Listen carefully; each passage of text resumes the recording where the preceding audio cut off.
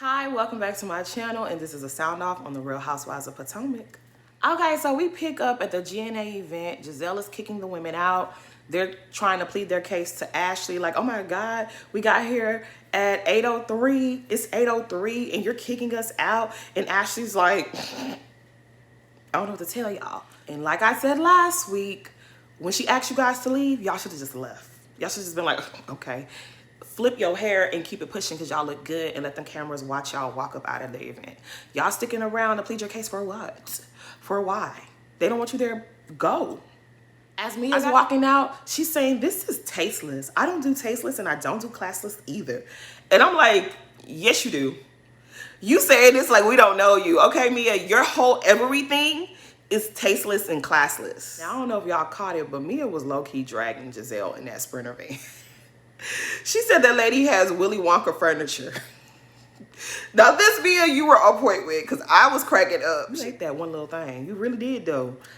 I'll give you that one, Mia. That was funny.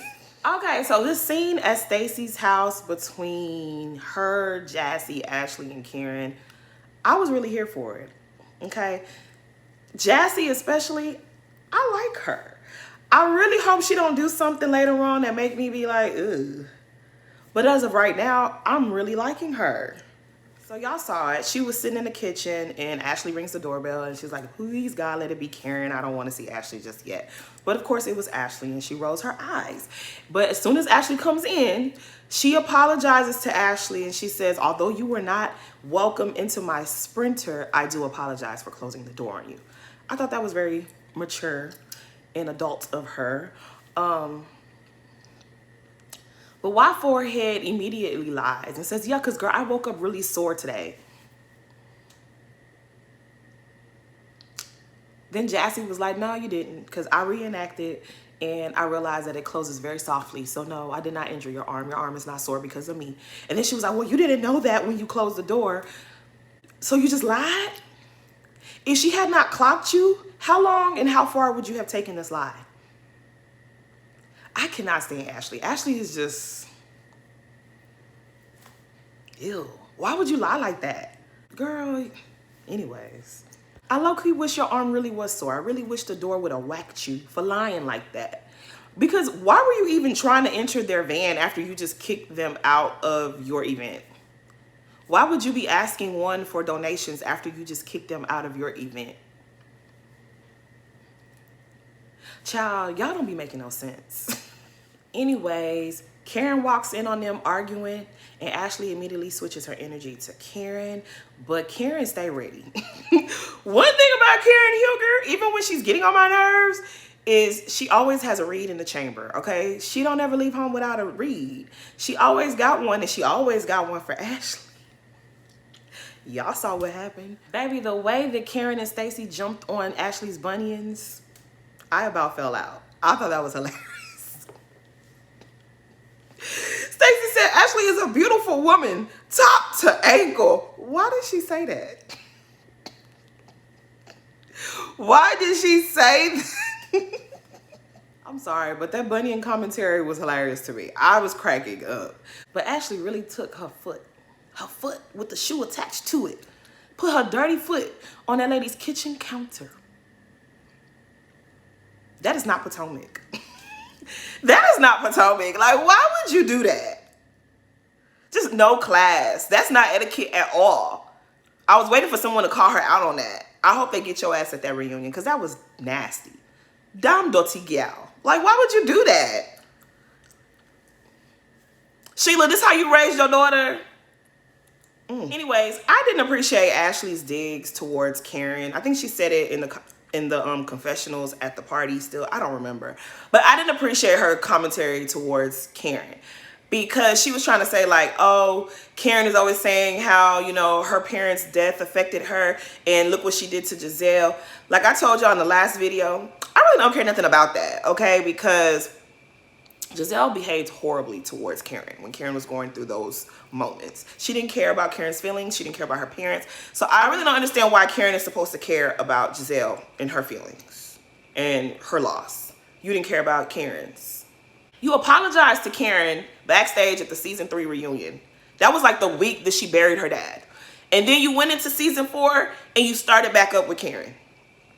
And then season 7, you brought Charisse. You, Charisse, and Robin started back up on her again, bringing up her mom's funeral and all this other stuff. And when she said, please stop, you were like, no, we're not going to stop. We're going to keep coming for you. So as of present day, now you know what it feels like to experience such a great loss.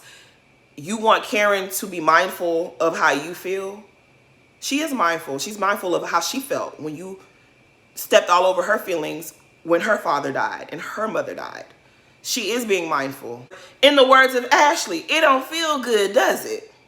And for Ashley to be chiming in on Karen and Giselle's situation is very rich to me. Because I know she's going to say, oh, well, Karen forgave Giselle, they need to move on. But no, that would be hypocritical of Ashley. Because remember back in season 4 when Candace didn't think that Ashley really wanted to have Michael Darby's baby, and she made her comments like, are we trying to have a baby or a corona? And she kept saying, well, you're drinking all this much. Are you sure you really want to have a baby? Ashley was very pissed about that. How many times did Candace apologize to you, Ashley? And you pretended like you moved on, but you really weren't moved on. That happened in season 4. We get to season 7. And now Candace is trying to freeze her eggs because she does want to have a baby too. And you felt like, oh, well, now that you're trying to be a mom, you owe me another apology because of what you did back in season 4. So maybe according to Ashley's logic, at the start of this season, maybe Giselle should have given Karen another apology, and maybe Karen wouldn't have sabotaged her event. I don't know. Because, I mean, ain't that how things supposed to go in Ashley's brain? Candace was supposed to apologize to you before she ever embarked on a motherhood journey, right? So maybe Giselle needs to give Karen another apology for how she behaved and carried on seasons 3, 4, 5, and 7. I'm just saying. Anyways, about Wendy's in-law drama. Child. I'm just going to say I'm happy that things seem to be moving in the right direction. If for nobody's sake, the children's sake, okay? They have a right to know the family who they share their last name. Like, they always around Wendy's family, but they don't know the Osefos. Like, that's so weird. So I'm glad things are moving in the positive way, right? I just really hope that this commentary in the kitchen from Mama Susan doesn't undo all the progress. We don't want to see y'all go backwards, okay? Forward. Let's keep moving forward, right? Let's let go of all the pettiness. Because at the end of the day, girl, like the mama said, those are your kids' grandparents. So, yeah. But I understood where Mama Susan was coming from. I really did. I ain't gonna lie. I got what she was trying to say. I wish Wendy wouldn't have laughed. I wish Wendy would not have laughed at her mother threatening physical violence towards her in-laws when y'all are still in a very vulnerable, shaky ground. But that's all. Wendy looked really pretty in that blue. You know, that shade of blue is my favorite color. So I might be a little biased, but I thought she looked so pretty. Like, okay, Wendy girl, you did that. I mean, she always gonna give us a look. We get Kiana at home making breakfast for her man, and her mom stops by. And let me just say, Kiana's mom is so pretty. She looks so good. I don't know how old she is, but I really don't even care. She looks beautiful, okay? Kiana's mama she's cute. Okay, Kiana's mama, I want to see more of her, okay? I hope we're going to get to see a little bit more of her throughout, you know, the season. Now, mama is all here for all the moving in, the purchasing of a new home, building it up from the ground. But she want to know about this ring. And I felt Kiana on her saying, like, I don't want to be the thirsty girl about a ring. I feel you on that, Kiana, because, girl, if he ain't the one, he ain't the one. Don't beg no man to give you no ring. Don't beg no man for marriage. Like, if he want to marry you, he don't want to marry you. If he don't, he don't. Now, I understand where her mom was coming from, because at the end of the day, that's her child, and she don't want to see no man waste her child's time. So I get it, but I also understand, like, you don't want to beg a man to marry you. Like, I don't know, girl. Just say that prayer. I don't know. Kiana seems to be really happy. But mamas, they be knowing. Mamas, they see stuff before we see it. So girl, listen to your mama, okay? You lucky you still got yours with you. You listen to her because she be knowing. Okay, mamas know better than everybody. I am of that belief. But yeah, girl. So we get this scene from Giselle. She's at home with her girls. They're going off to prom. And like we always say, the one redeeming quality about Giselle is her children. And when she decided to give birth to these kids, she really committed to being a good mom. And I will always give her her credit. She might be raggedy in every other area of her, existence. That's not nice. But y'all know what I mean. As a mom, she's bomb. Okay, she does that. But the one thing I'm going to need Giselle to do, I'm going to need Giselle to stick to the lingo and the rivers and the lakes that she's used to. Every time you try to be ambitious and get down with the young folks and say what the young folks are saying, you make an asshat of yourself. You look foolish. She over there talking to the kids about Pound Town. 2 seasons ago, you was calling Chris Sneaky Link. You don't even be knowing what you are saying. I'm gonna need you to stop it. Stop it. Stop it. Embarrass that baby on TV. The girl was like, she was mortified, like, Mom, stop it. Stop it, Giselle. Now, production is messy as hell gonna bring up, oh, we heard Jamal has a new girlfriend. And Giselle was like, yeah, we know that he might have a girlfriend or whatever, but the only thing that I know is that he is the father to my 3 children. Giselle, Jamal been having a girlfriend, and you been knowing he had a girlfriend. When he was on season 5 pretending to be your boyfriend, he had a girlfriend back then, and you know it. And I guess that's the real reason. That's the real reason that y'all all stayed at a hotel when y'all went to Atlanta when he was supposed to be buying the restaurant for the daughters, even though the daughters didn't want nothing to do with the restaurant. He been had this girlfriend. Because like I told y'all, okay, season 5, when we were watching season 5 and we was bored in the house bored, and had nothing but time and Wi-Fi on our hands. And after Monique read the binder and embarrassed Giselle and Jamal and showed how he was talking to some other lady who owned the magazine, me, personally, I went looking to find this woman who spilled all this information about Jamal to Monique. And you know who kept popping up? Jamal's fiance. Was Google psychic? Did Google know he was going to get with this lady 3 years before they get together? I don't think so. She been in the picture. She been his girlfriend. Y'all not fooling me. I know what I saw. This lady been in the picture. I was looking for the lady in the binder, and his current present day fiance kept popping up in the Google searches.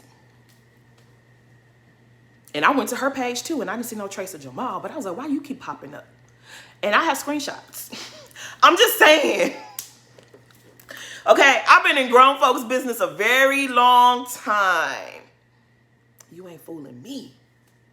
I am not fooled. So welcome to a new segment that we'll be having here while we're watching Real Housewives of Potomac.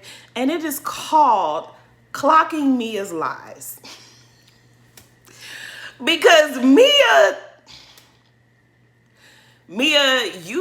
you've done too much lying on this show. And you have to be checked. You definitely have to be checked. We cannot continue with all of this lies. Okay? So a couple of days ago, you probably seen it, okay? Mia made a post. I believe it was on Instagram. I saw it on Twitter through a blog.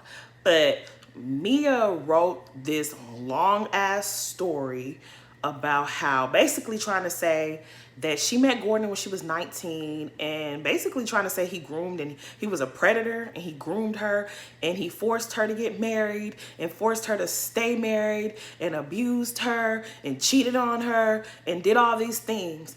And I don't remember everything she said, but it was enough. I read enough to know that this lady really has a problem with telling the truth. She just makes up the lies as she goes.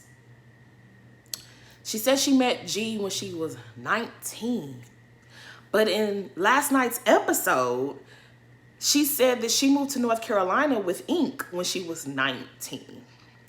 So I remember I made a comment on Twitter. You might have seen it if you follow me there. If you met G at 19, you moved to North Carolina with Ink at 19. You met G at 19. And you were stripping at 19. You told us that you married your first son's father.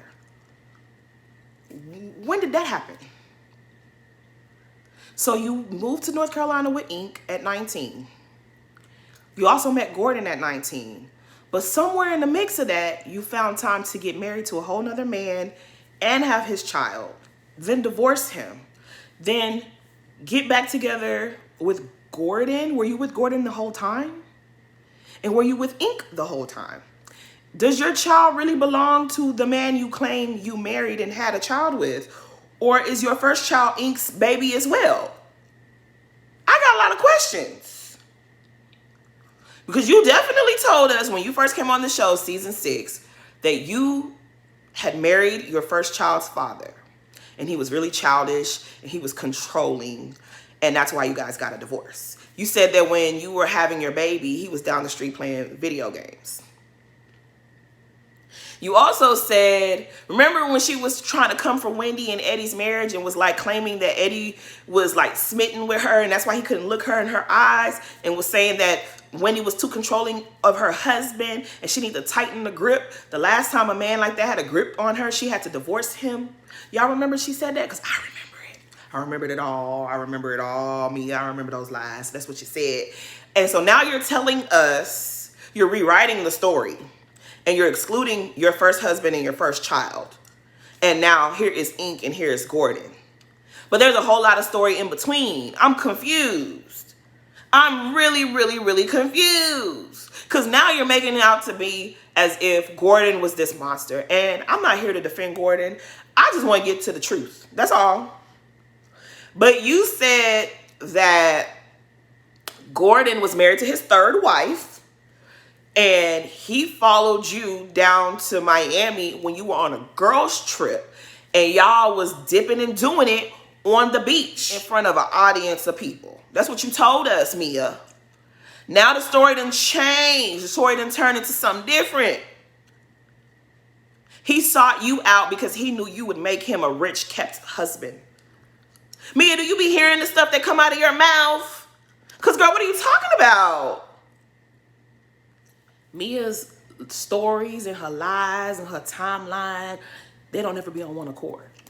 But what do I expect? I think we keep forgetting that Mia literally got herself a second season on the show by pretending to have cancer.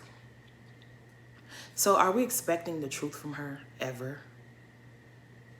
And you know what's getting on my nerves? Every time Carlos King comes down to YouTube and gasses Mia up, I feel away. Like, you're really putting your credibility on the line to support Mia. Are you getting a kickback? Is Mia paying you something? Because really, Carlos King, you about to have me looking at you crazy. Like, do you have the people on your shows lying for storylines? I really want to understand why you keep coming on here co-signing Mia's lies. Talking about she's giving you real reality TV. Lying about cancer? Lying about this man being a predator? When you was boasting that you took him from his third wife and you were wife number 4. Is that even true at this point? I don't even know what to believe. But you know what I can believe? This scene with her, Ink, Jacqueline, and her PP. I know we didn't need that. I know we didn't need that scene at all. All her fake pleasantries to Jacqueline's children, we didn't need that either. To my Ava, oh my God. These the same kids that you was talking about so callously back in season 7, girl. We ain't forgot. Why are you asking me? Those are Jacqueline's kids.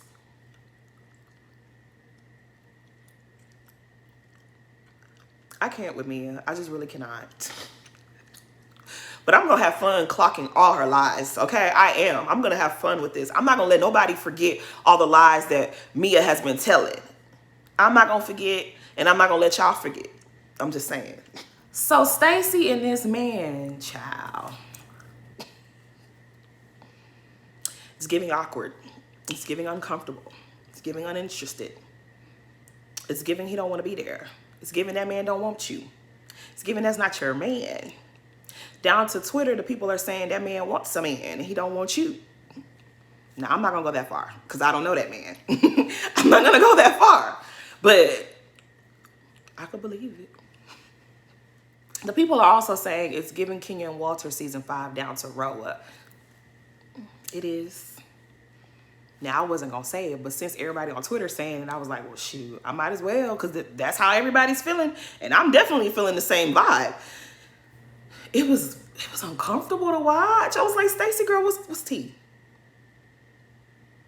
This hiring a man for a storyline, this foolishness got to stop. This got to stop. It's okay to come on here and say, hey, I ain't got no man.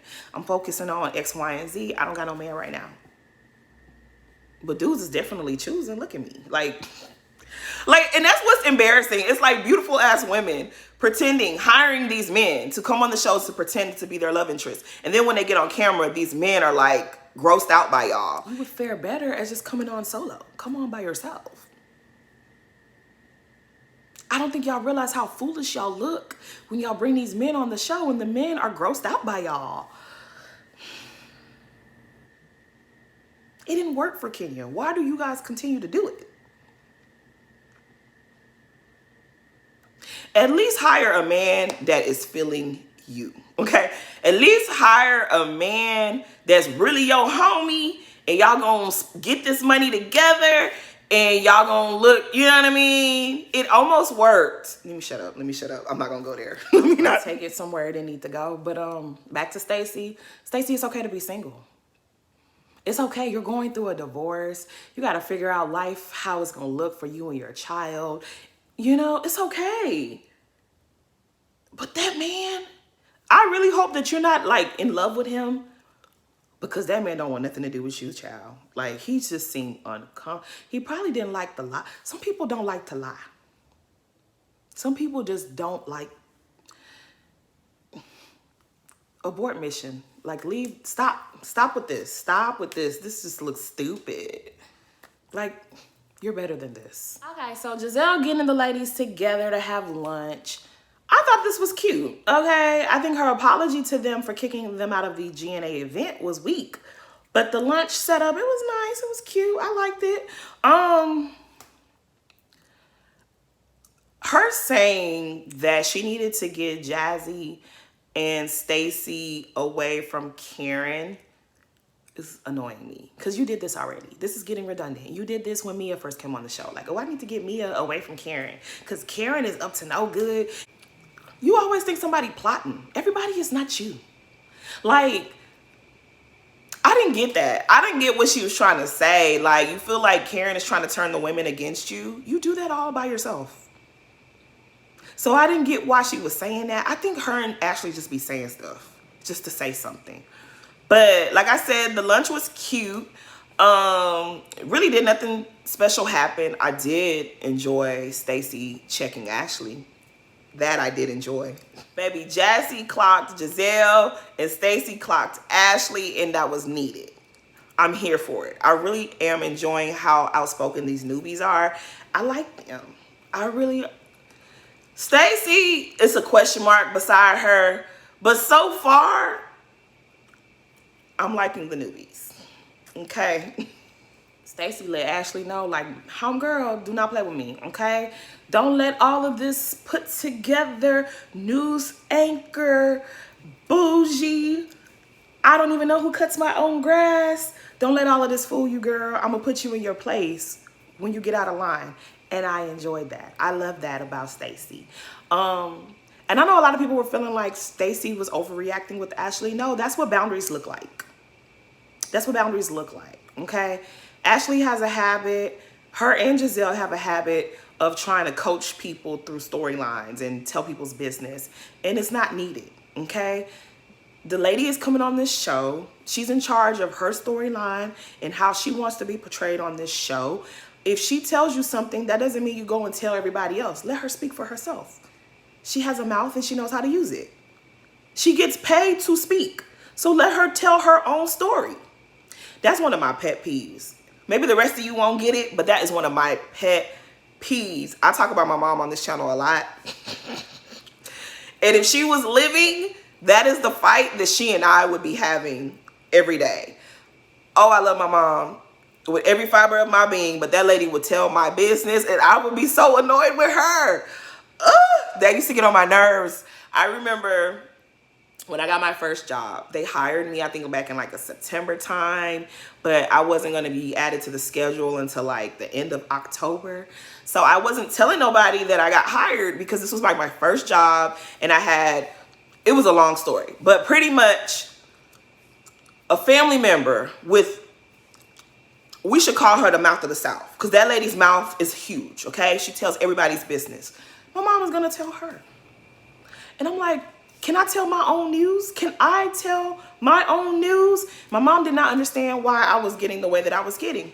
Do you know that lady hurry up, left our house, ran to the car, called my dad to tell my dad, oh yeah, she got a job, da-da-da-da-da, just telling all my, I'm like, I told my mom in front of you that I didn't appreciate her telling you my news because I wanted to tell my news myself. And then you call my dad and hurry up and tell him. What kind of weird behavior? I don't like people who tell other people's business like that. I mean, some things are not that deep, but if she's getting a divorce and she's dating someone new and she's excited about dating someone new, even though we know the man ain't shit, but it's still her news. It's still her business to tell. It's like you just, it's like somebody having a gender reveal, and then before they could do the reveal, you blurt out, oh, she having a girl. Like, Ashley, tell your own tea, but you don't got none. That's what it is. You and Giselle don't never be having nothing to talk about, so you have to always talk about somebody else's business. And I'm glad she clocked you. Mind your business. Tell your business. Let's talk about the land that Michael Darby owns in Somalia. Let's talk about that. You don't want to talk about that, do you? Anyways, I'm glad that Stacey put you in your place and let you know what's going to fly and what's not going to fly with her. I like you, Stacey. She's teaching y'all some etiquette. Can I just say this? I know that Robin Dixon is seething down to the group chats whenever she sees these Wendy and Giselle one-on-one scenes. Because Giselle is being so delightful and so sweet to Wendy. It's like, girl, I know Robin don't like none of this. Robin, you okay? Y'all need to call and check on Robin, make sure our girl is good. You know what I find crazy? In this episode and last episode, Giselle is speaking so highly of Wendy. And she was just like, I'm really enjoying Wendy. And I get that it's probably a dig at, you know, the fact that Candace isn't around. Like, oh, well, Candace not here now. I'm getting along perfectly fine with Wendy. Candace was the problem. But when Wendy came on the show season 5, you got along with Wendy then. Y'all got along just fine. Y'all were sorors. You loved her and she loved you. And y'all was dancing back to back, shoulder to shoulder, shimmying. Like, y'all were cool season 5. Were you pretending to like her season 5? Was that not real, but it's real now? Just are you telling on yourself? Because y'all got along just fine. Even season 6, you and Wendy didn't have an issue until you started playing with her family. And Candace did her very best to make peace between y'all. You didn't want to make peace. Robin didn't want to make peace. So I really hope your digs are not at Candace, because we all know it's not Candace's fault. Candace didn't make you two fall out. You did that. You and Ashley and production and that. I can't even blame the blog because nobody told you to repeat what the blog said. I don't know. I'm just curious. I guess season 5, when you were pretending to like Wendy, that was all an act. That was all an act. That was a charade. That was a facade. You fake ass bitch. Let me stop. I'm just joking. But you were being fake. You were being fake because it's like you forgot all about the friendship you guys had season 5, and you probably did, because remember how they was talking, I think they was in Mexico last season, was it last season?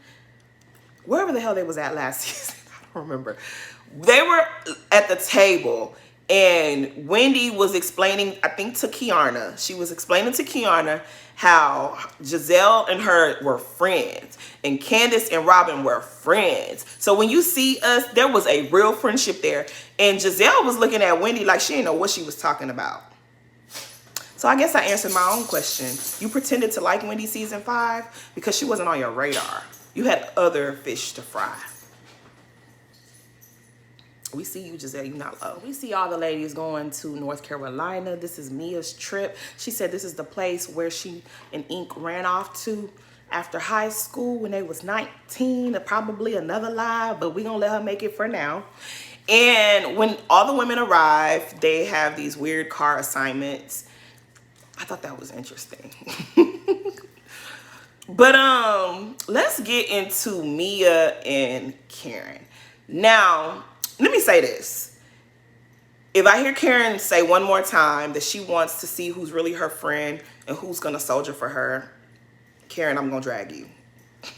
Because that's getting on my nerves. Karen, nobody on the show is your friend, okay? You had a friend in Candace and you screwed that up, okay?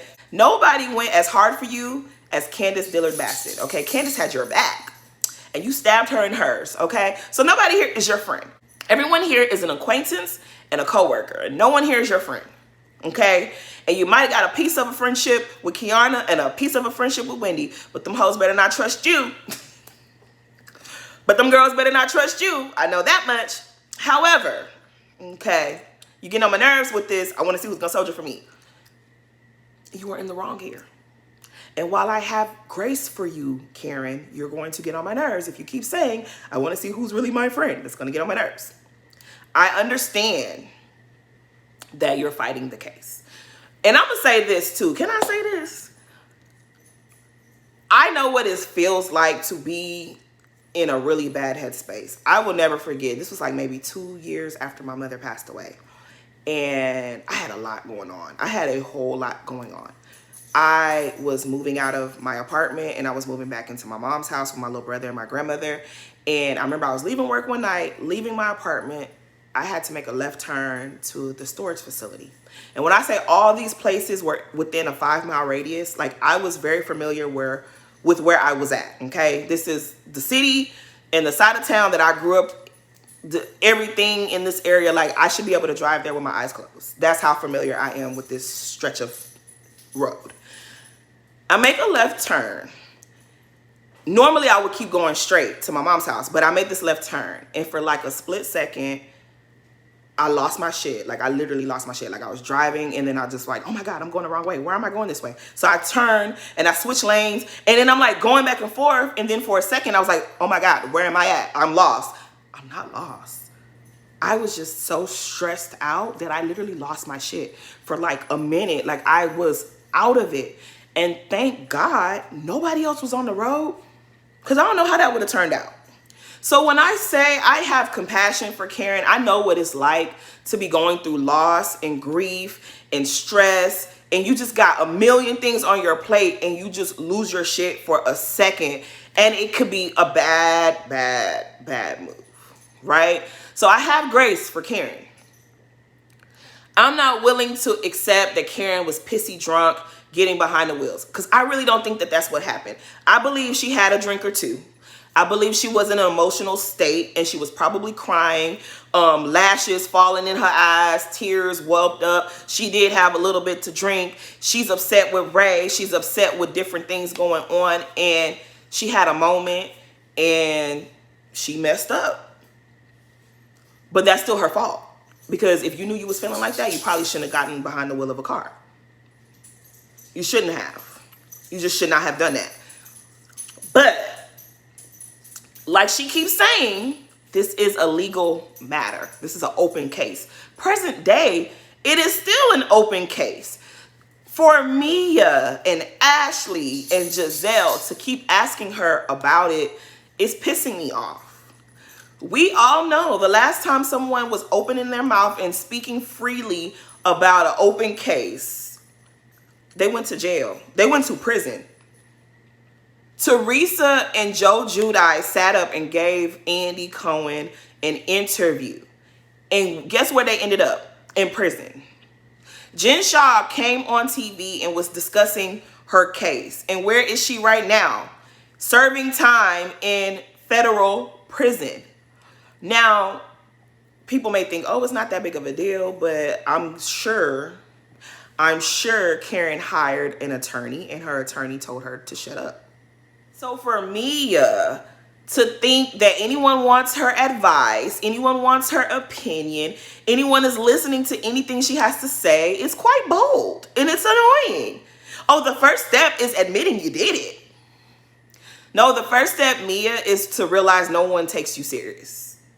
No one takes you serious. Maybe Ink and Jacqueline. They're the only people that take you serious. No one else is taking you serious. So for her to try to like boss up on Karen, well, I read it. Well, it's on the internet. Yeah, it's on the internet. That doesn't mean she's supposed to be talking about it. Like, you say you this big business woman, you the boss, you the CEO. You don't know that if a lawyer tells you to shut up, you shut up. Like, I get what Karen did was wrong.